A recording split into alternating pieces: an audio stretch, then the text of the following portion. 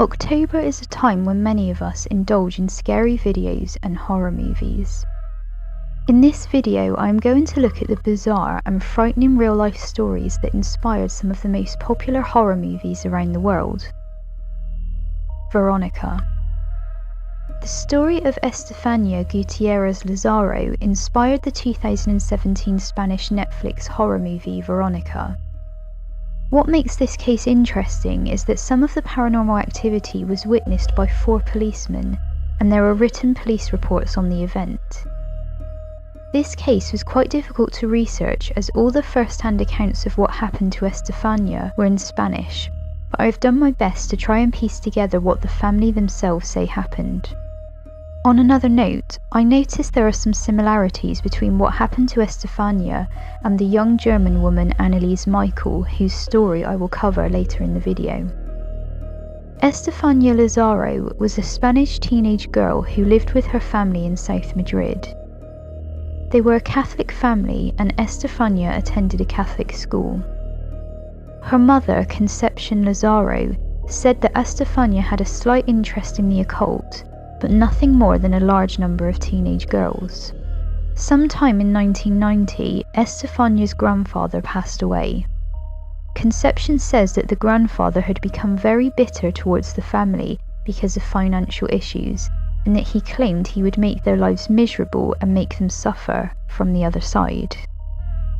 Problems started for Estefania after she decided to take part in a Ouija board session with 2 friends at school. One of her friend's boyfriends had died in a road accident, and the girls wanted to see if they could contact him. A nun caught the girls and grabbed the Ouija board and broke it in half. There are some accounts that say that when this happened, the girls saw a white smoke which Estefania inhaled through her nose and mouth. After this point, Estefania began having convulsions, violent outbursts, and began seeing tall, thin shadow beings in her home.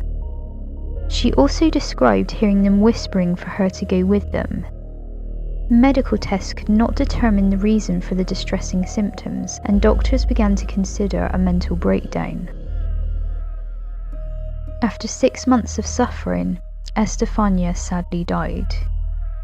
Some accounts say she died at home and some say in hospital. The cause of death has never been determined. Her parents have always believed that negative spirits caused her distressing symptoms and ultimately her death.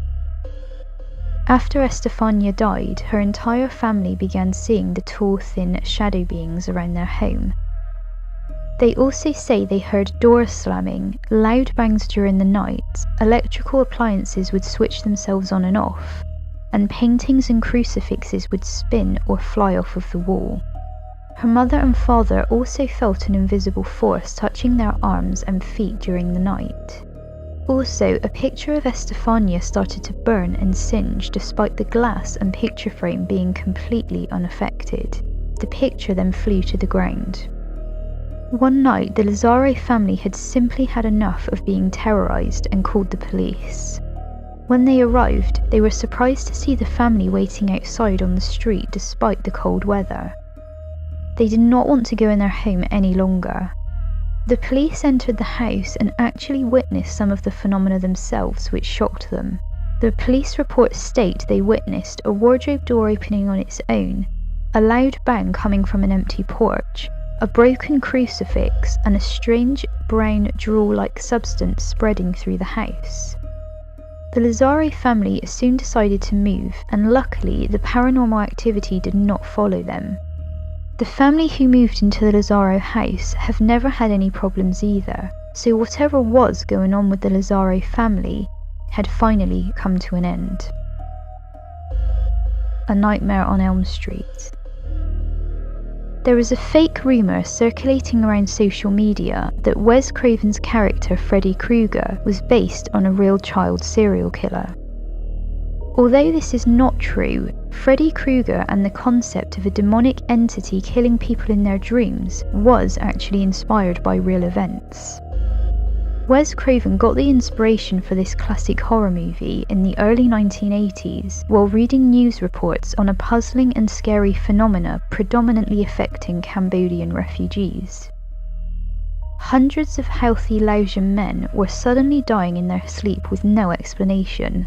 Autopsies showed that their heart had just simply stopped. With the exception of one woman and one child, all the victims were men with an average age of only 33. Family members reported that many of them would cry out in their sleep before dying. This led medical experts to examine the possibility that these men could be dying of fright from reoccurring nightmares. The only problem with this is that there is no explanation as to why these men would be affected by this so much more than the rest of the population. There is a belief amongst Laotian natives that by following certain religious practices, the spirits of your ancestors will protect you from evil spirits. As these men would have struggled to follow these practices, it was suggested that they could have been having some kind of reverse placebo effect, and that their fear of evil spirits were eventually killing them. Craven was particularly moved by the young boy who had died.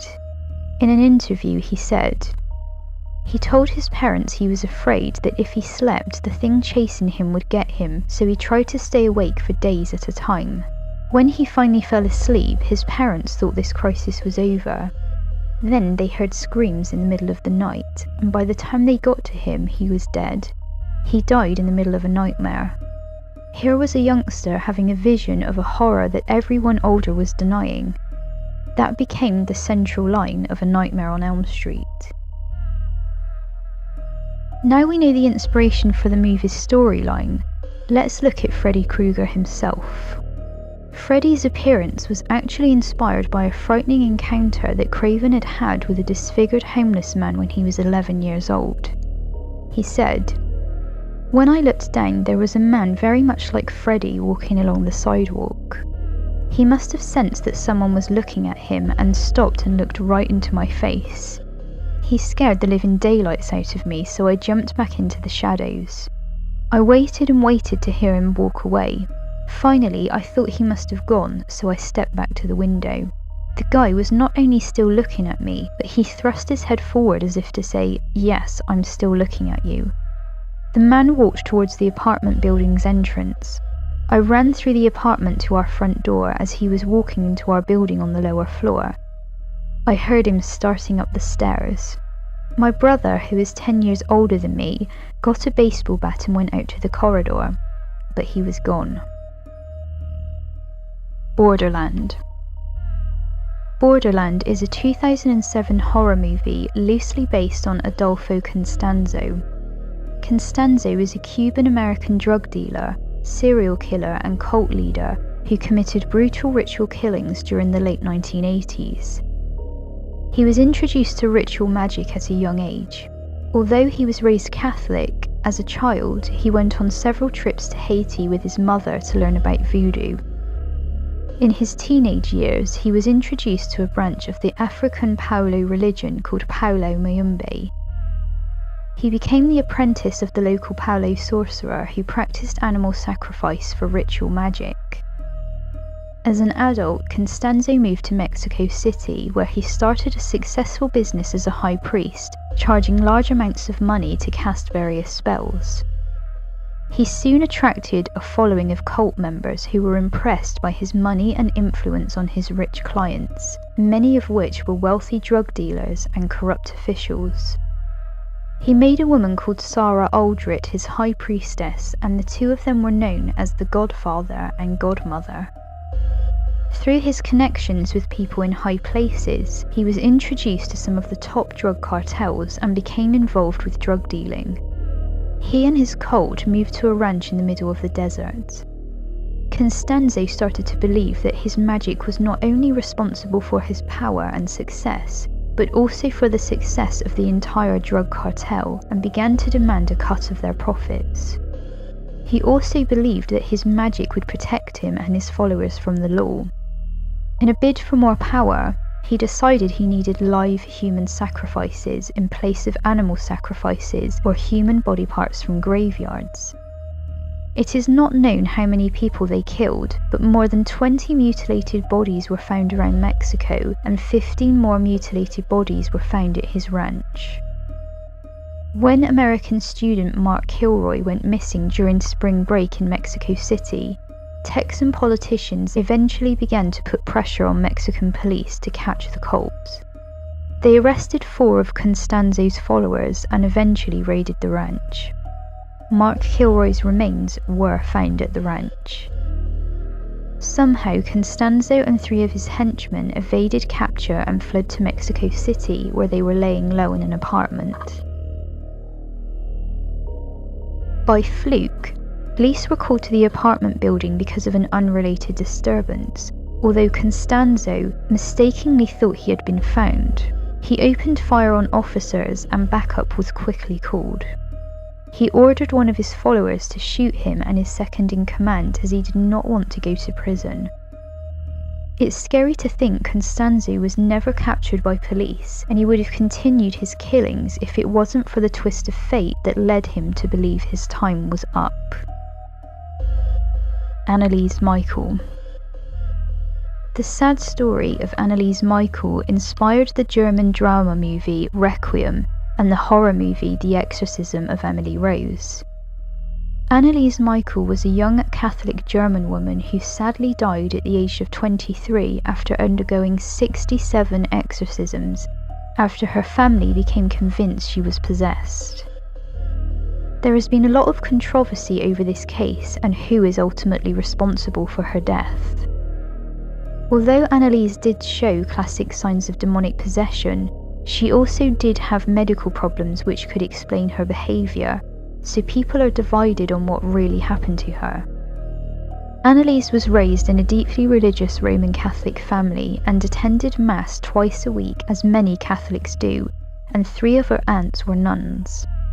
Her mother had an illegitimate daughter, Martha, 4 years before Anneliese was born, which brought great shame to the family. As a young child, Anneliese was encouraged to atone for sin and illegitimacy. When Martha died at the age of 8 during an operation to remove a kidney tumour, it is thought this deepened Anneliese's desire to do penance for her mother and other people's sin. She would sleep on a concrete floor to atone for the sins of wayward priests and local drug addicts. When Anneliese was 16, she had a severe seizure and was diagnosed with temporal lobe epilepsy. She also started suffering from depression and suicidal thoughts, and spent time in a psychiatric hospital. During her time in hospital, she had her 3rd seizure and was prescribed several medications to treat the depression and epilepsy. She also started seeing demonic faces in different places and hearing demonic voices when she prayed. None of the medications or treatments ever got rid of her symptoms. Despite her struggles, she graduated from school and enrolled at the University of Würzburg in 1973, where she hoped to train to become a teacher. Other students described her as withdrawn and deeply religious.